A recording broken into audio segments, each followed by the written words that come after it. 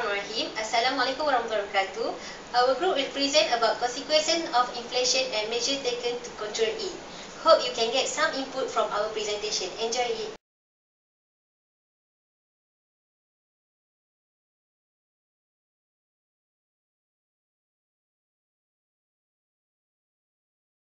Consequences of inflation.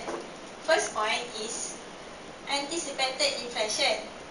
When people are able to make accurate prediction of inflation, they can take steps to protect themselves from its effect.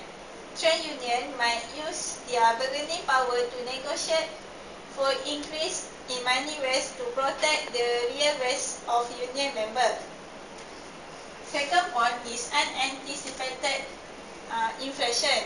When inflation is volatile, it becomes difficult for individual and business to correctly predict the rate of inflation in the near future. Second point is money illusion.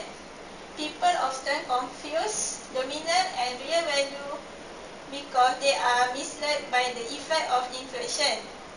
Money illusion is most likely to occur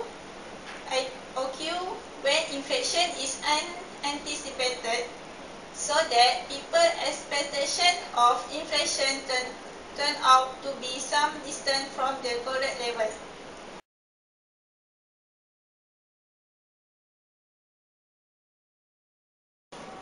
The measure taken to control inflation. First point is supply side policy. Supply side policies aim to increase long-term competitiveness and productivity. For example, privatization and deregulation will help to make firms more productive. Therefore, in the long run, supply side policies can help reduce inflationary pressure.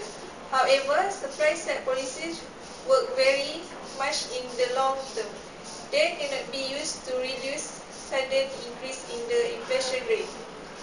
Second point is fiscal policy. This is another demand side policy similar in effect to monetary policy. Fiscal policies involve the government changing tax and spending level in order to influence the level of aggregate demands.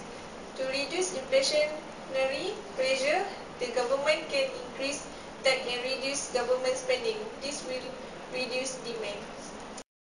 Third point is exchange rate policy.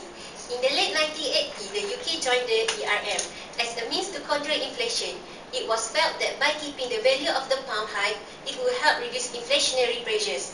The policy did reduce inflation but the cost of a recession. To maintain the money against demand, the government had to increase interest rates to 50%. The UK no longer uses this as an inflationary policy. Fourth, wage control. Wage control is a key factor in determining inflation. If wages increase quickly, it will cause high inflation. In the 1970s, there was a brave attempt at wage controls which tried to limit wage growth. However, it was effectively dropped because it was difficult to widely enforce. Thank you for watching our presentation. I'm sorry if anything wrong in our presentation.